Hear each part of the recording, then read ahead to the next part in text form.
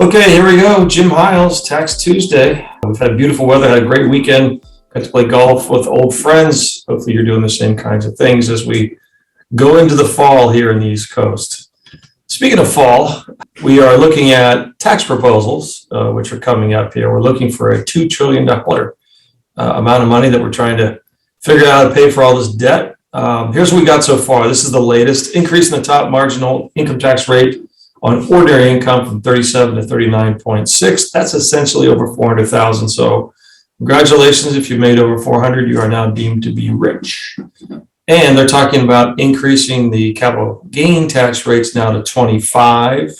Again, once you go over $400,000, you're going to pay a little bit more. Currently, it's still at 20 under 400. Again, all these are proposals. We don't know until they actually come out with it.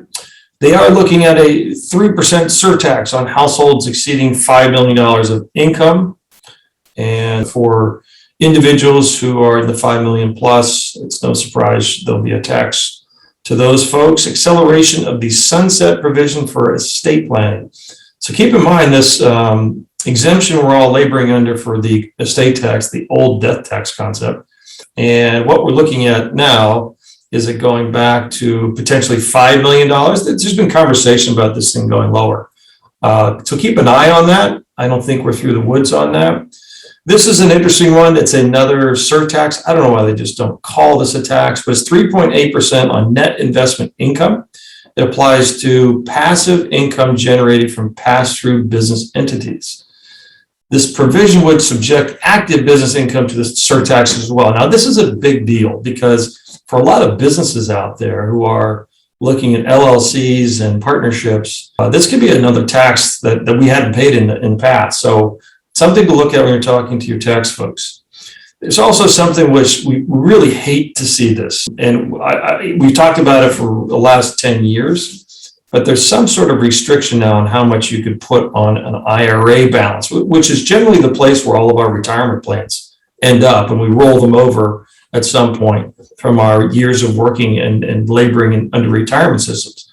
So it's interesting, anything going above 10 million, additional contributions are not allowed. I guess that's okay, but a required distribution is triggered, meaning you got to start taking out a distribution equal to 50% of the amount exceeding the $10 million.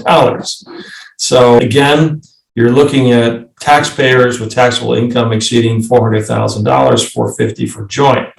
So not so much fun there. The backdoor Roth, which we had done for years, is looking like those days are coming to an end.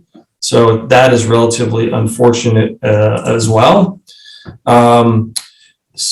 This is really not necessarily a tax proposal, but there's now discussion around what you can and can't hold in an IRA. So just be careful if you're looking at some investment that requires you to be an accredited investor, and you're talking generally about private investments or things like that. We've done these in the past, but now we're talking about actually restricting the type of investor that can be invested in an IRA.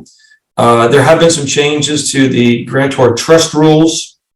So we need to be careful if you've got a grantor trust, a trust in which you've created during your lifetime, where the grantor typically was considering paying the taxes on behalf of the trust, may or may not have that happen again. And these are the kinds of things that are out there. So as we get closer and closer to the end of this process, which we hope we'll see here shortly, we'll know what the rules are. And people ask me, is this bad for the markets?